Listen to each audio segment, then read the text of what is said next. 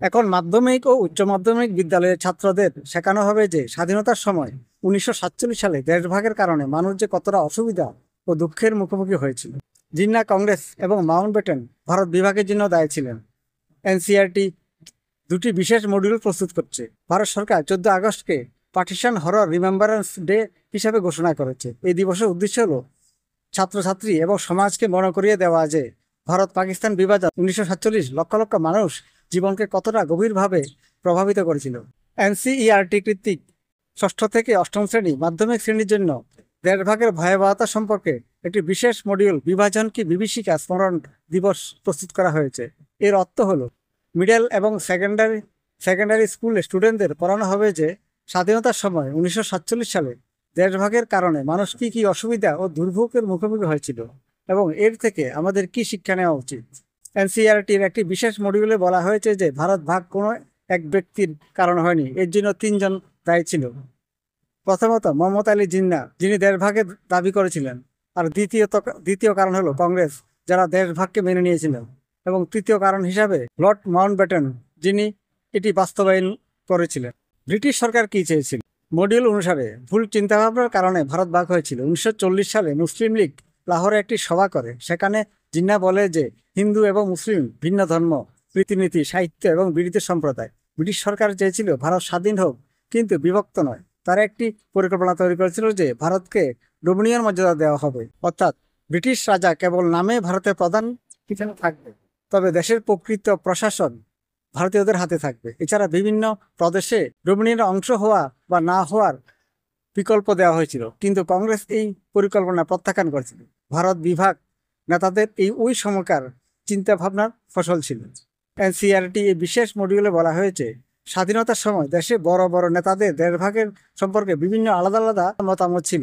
সর্দার বল্লভভাই প্যাটেল প্রথমে দেশভাগের পক্ষে ছিলেন না, কিন্তু পরে তিনি এটিকে জোর করে খাওয়ানো ওষুধের মতো করে মানতে বাধ্য হয়েছিল।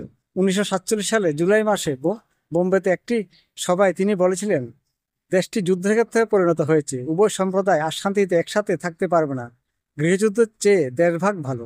ভারতের শেষ ভাইসরয় লর্ড মাউন্টব্যাটেন বলেছিল, আমি ভারত ভাগ করিনি, ভারতীয় নেতারা নিজেরাই এটি অনুমোদন করেছে। আমার কাজ ছিল কেবল শান্তিপূর্ণভাবে এটিকে বাস্তবায়ন করা। তাড়াহুড়োই ভুল আমার ছিল, কিন্তু এরপরও যে সহিংসতা হয়েছে তার দায়ভার ভারতীয় নেতাদের। মহাত্মা গান্ধী দেশভাগের বিরুদ্ধে ছিলেন। তিনি 1947 সালে 9 জুন এক প্রার্থনা সভায় বলেছিলেন, কংগ্রেস যদি দেশভাগ মেনে নেয় তবে তা আমার পরামর্শের বিরুদ্ধে হবে। তা সত্ত্বেও পরিস্থিতি এমন ছিল যে নেহেরু এবং প্যাটেল গৃহযুদ্ধের ভয়ে দেশভাগে মেনে নিয়েছিল। মহাত্মা গান্ধীও তার আপত্তি ত্যাগ করে 1947 সালে 14 জুন কংগ্রেস ওয়ার্কিং কমিটির সভায় তিনি অন্যান্য নেতাদের দেশভাগের জন্য প্রস্তুত করেন। মডিউল অনুসারে লর্ড মাউন্টব্যাটেন বড় ভুল করেছিলেন। তিনি ক্ষমতা হস্তান্তরের তারিখ 1948 সালের জুন থেকে কমিয়ে 1947 সালের আগস্টে করেছিলেন, অর্থাৎ পুরো কাজের জন্য মাত্র 5 সপ্তাহ সময় ছিল। সীমান্ত বিভাজন তাড়াহুড়া করে করা হয়েছিল। পরিস্থিতি এমন ছিল যে 1947 সালের 15 আগস্টের পর 2-3 দিন পর্যন্ত পাঞ্জাবে লক্ষ লক্ষ মানুষ জানতো না যে তারা ভারতে আছেন নাকি পাকিস্তানে। এই তাড়াহুড়া একটি বড় ভুল হিসাবে বিবেচনা করা হয়। দেশভাগের পর সবচেয়ে বড় সমস্যা কাশ্মীর। দেশভাগের পর হিন্দু ও মুসলিমদের মধ্যে বিদ্বেষের শেষ হয়নি। ওই সময়ে কাশ্মীরের সমস্যা দেখা দেয়, যা আগে কখনো ছিল না। এটি ভারতের বিদেশ নীতির জন্য সবচেয়ে বড় চ্যালেঞ্জ হয়ে ওঠে। অনেক দেশ কাশ্মীরের নামে পাকিস্তানের সমর্থন করে। প্রধানমন্ত্রী নরেন্দ্র মোদী বিভাজন বিভীষিকা স্মৃতি দিবস ঘোষণা করেন।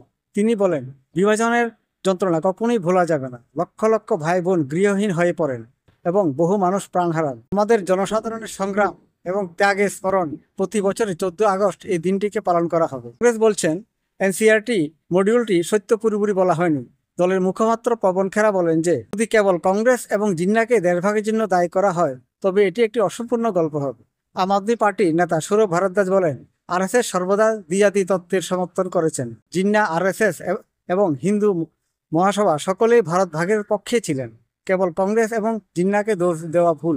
আরএসএস এবং হিন্দু মহাসভাকেও দেশভাগের জন্য সমানভাগে দায়ী নিতে হবে। আসাউদ্দিন ওয়েসি বলেন, ইতিহাসে মিথ্যা বলা হয়েছে এবং বিভাজনের দায় মুসলমানদের উপর চাপানো হয়েছে। যারা দেশ ছেড়েছে তারা চলে গেছেন, এখানে যারা মুসলিম তারা দেশের প্রতি অনুগত। এসে প্রশ্ন তুলেন যে এনসিইআরটি যদি পরিবর্তন আনে তাহলে আরএসএস এর প্রার্থনাকে কেন ওখানে সামিল করা হয়নি। তিনি অভিযোগ তুলেন, বিজেপি এবং আরএসএস ক্ষমতায় আসার পর ইতিহাস পরিবর্তনের অভ্যাস হয়ে গেছে।